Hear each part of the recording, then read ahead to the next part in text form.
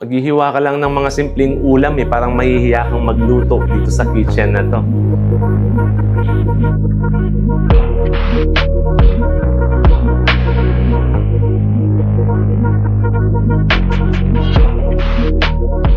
Parang kang nasa 5-star hotel.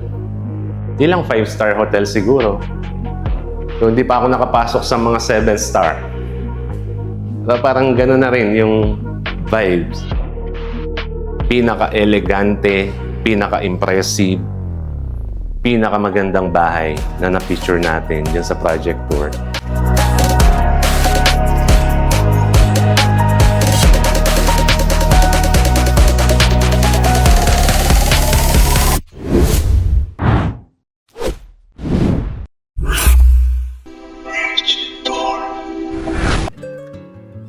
If you're looking for a residence that perfectly combines elegance, comfort, and a prime location, this exceptional property truly deserves your attention.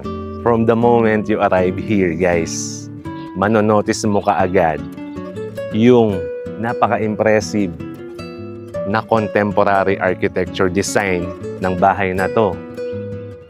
And mapapansin mo yung combination ng natural stone finishes, ganun din yung wood accent ng bahay and yung mga bold lines, yung mga huge, massive window. Grabe. Kumbaga parang dito ka pa lang sa pasad ng bahay, parang hinihigop ka na niya na sinasabi niyang, dito ka na tumira. So, let us take a tour and step inside the property. Tara! Okay, ito na yung magiging service door natin. Ayan. So, meron na tayong doorbell. And ikutin muna natin yung bahay. Okay, guys. Ito yung mga nagpapa-attract sa akin eh. Yung sinasabi kong parang wood finish ng bahay or yung wood accent niya tapos meron pa siyang mga bold lines na LED. Ayan. And yung space. Diba? Napaka-spacious. Tsaka yung mga bintana. Tapos, perfect. Kumbaga parang masasabi ko na proportion yung mga ginamit nila ng mga wall lamps. I think LED na tong mga to. Okay? And tingnan mo naman sa taas. Tapakita natin ito. Yung pinaka-canopy natin. Dito sa may porch. Yan yung canopy. And then, dun sa roofing natin, makikita ninyo yung mga pin lights. Yan. Okay? Then, yung mga bintana. Mga wide windows or oversized windows. Ganon din. Dun sa mga sliding doors na ginamit. And yun. So, meron kang dalawang carport. Full vehicle size, yung kakasya dito. Pwedeng isang pick-up truck. Van. Okay? And dito pa lang sa carport natin. Okay? Ito na-notice ko eh. Itong mga to, actually, kahoy talaga siya. Na meron siyang mga LED lightings. From ground to ceiling. Ayan.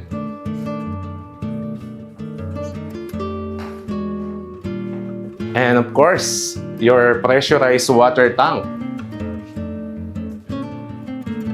And yung magiging secondary kitchen natin. Okay?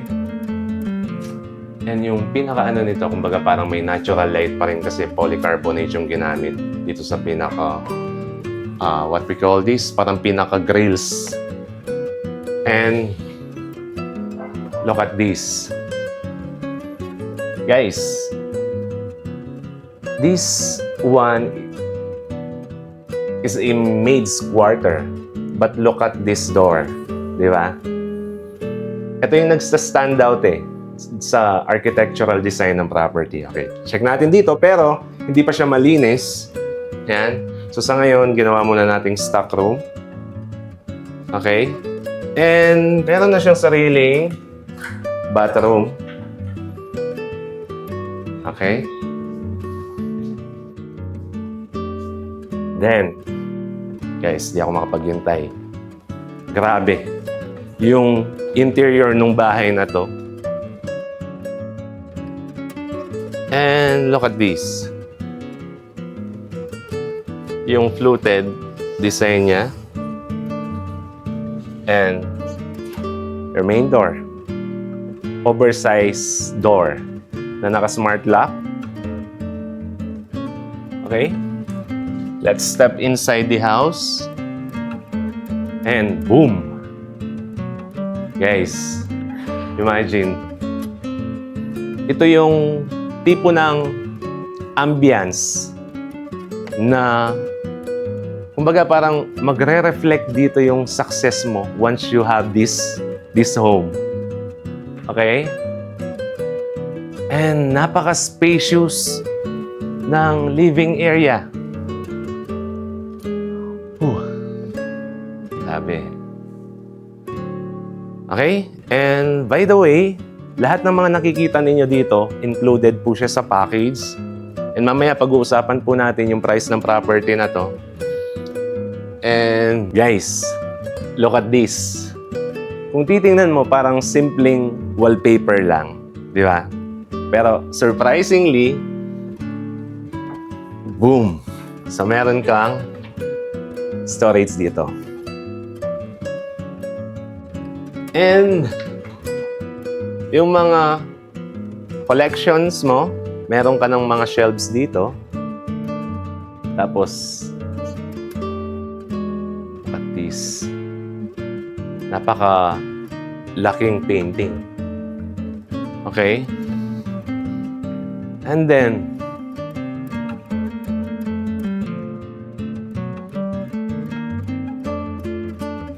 yung dining area natin na 8-seater. 8-seating capacity. Tapos, yung mga well, ano lang siya, kumbaga parang natural stone finish, but syempre, nowadays kasi, nagagawa na ng paraan tong mga to eh. Kumbaga parang, though hindi na sila talaga stone, but the design, kumbaga parang artificial stone na. And your lanay. Okay. Once you open this, yeah. Gusto mo ng airflow, do may mga screens para iwasan pumasok kung may mga lamok man dito sa area na to, no? And ano nyo to? Yung kitchen area. Parang kapag ganito yung kitchen mo, yung tipong mapapaisip ka eh, ano kaya yung putahe na iluluto ko ngayong tanghali or ngayong gabi, di ba? Na pwede mong iahin. Kumbaga parang kung maghihiwa ka ng anong tawag nito? Maghihiwa ka lang ng mga simpleng ulam eh. Parang mahihiya kang magluto dito sa kitchen na to. Pero syempre, kapag ikaw na may-ari dito, malay pa ba nila? Di ba? And wow. Walang mga glass cabinets na may mga LED lightings. Ayan, yung paborito mong spam. Kita mo kaagad, alam mo kung saan mo talaga siya kukuhanin. Di ba? And yan na yung mga woods yan. Okay, natural woods. Yung mga nakikita nyo na yan. Yung mga fluted. And then, mga food cabinets natin. So, all you have to do is Just press it, then open. So napaka-minimalist nung design ng mga cabinets natin. Kasi minsan sa mga kitchen na napipicture natin, dahil may mga door handle pa sila, di mo maiwasan, natatama minsan sa tuhod, sakit. But nice idea na minimalist yung design. So, napakalaki nung parang pinaka-island bar natin or pinaka-bar counter natin. Di ba? Guys, kung meron kayong mga elders na kasama sa bahay, so or pwede maging guest room.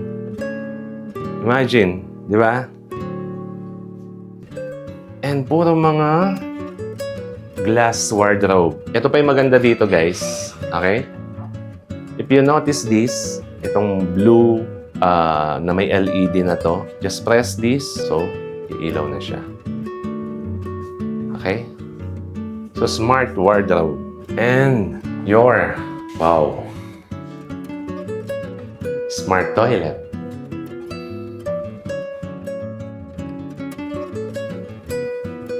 Shower system natin. And then, yung pinaka-lavatory natin. Tapos nandito na naman, oh, yung pinaka-accent ng bahay, wooden accent ng bahay. Okay? Then, dito na yung access natin for your carport and service area natin kanina. Pinakita ko kanina. Yan. Yan, para mas ma-appreciate natin yung mga lightings ng carport natin. Guys, I'm so very excited na pumunta sa second level ng property na to. Tara, look at these stairs, guys. So, high ceiling, by the way. Yan. Then, yung woods. Okay? Kumbaga parang it's a, tama ba yung term na monolithic design? Yung mga kahoy na ginamit dito. Kumbaga parang isang tone lang yung pinaka-accent niya. Yan. Napakakapal. Ito na yung pinaka-elegante, pinaka-impressive, pinakamagandang bahay na na-picture natin dyan sa project tour. Abangan ninyo guys, marami pa tayong ipipicture na katulad nito or better than this house. Okay? So guys, look at the hallway going to the 3 bedrooms. And by the way, your bedroom number 1,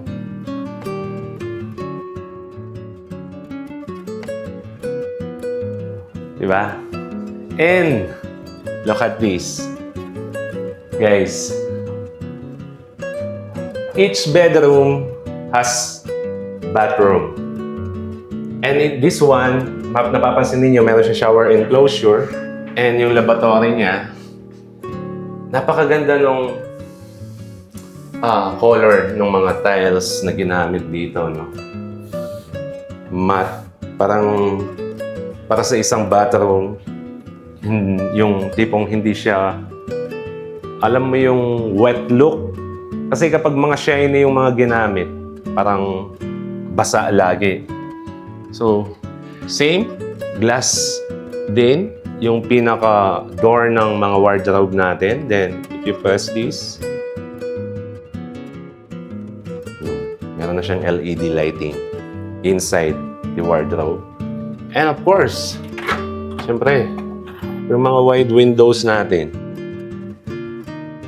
Tapos, queen size bed. Then, meron pa siyang loft inside the bedroom number 1. Okay? Kaya tayo. This loft is just for the bedroom number 1. Then meron pa siyang window dito. So pwede mo rin gawing ito na yung pinaka-office mo. Or alternatively, vice versa, ito na yung pinaka-bed mo and sa baba naman yung office. Okay? Depende sa preference ninyo. Okay? And moving on, going to the bedroom number 2. Guys, same.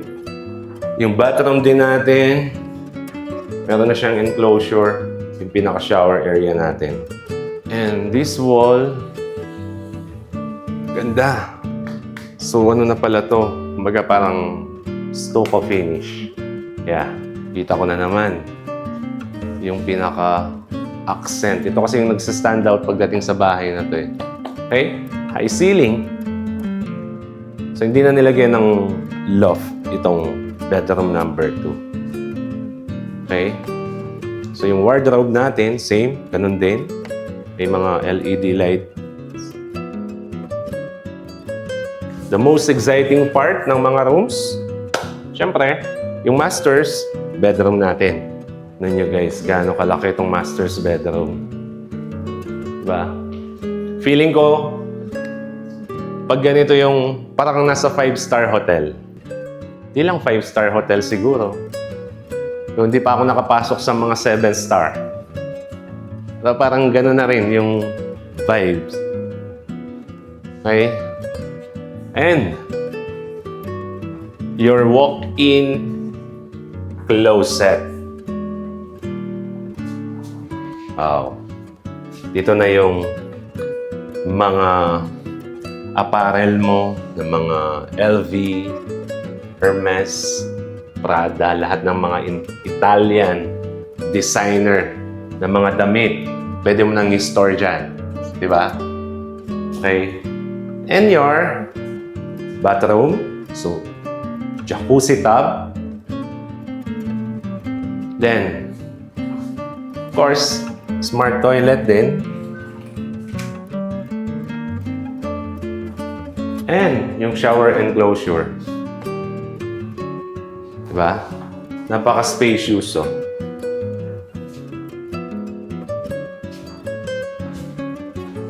And then,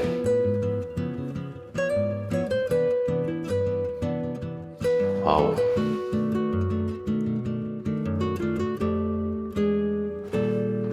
Kailan kaya tayo magkakaroon ng ganitong klaseng property? Yung pinaka-TV console. And meron pa tayong balcony. Guys, actually, hindi pa siya tapos. So, pero pagkita natin yung space ng pinaka-balcony natin. Look at the high ceiling. Diba? Kaya parang masasabi ko na parang nasa hotel ka. Dito sa master's bedroom.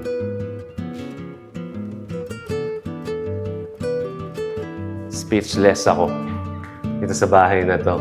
So, I think this will be the end of this property tour video para sa bahay na to, no? And price, 23.5 million pesos for this house. And remember, this property is not just a home. It is a lifestyle, investment, and a place where unforgettable memories will be made. So, all you have to do is just to pay this property and then lilipat ka na lang. And if you have been searching for your forever home or for your next premium real estate investment, this will be exactly what you have been waiting for. Kaya kung gusto mong ma-witness yung beauty and ganda ng property na to, book your tripping today. Once again, this is Chris of Project Tour from the Fords Realty Corporation. To God be all the glory.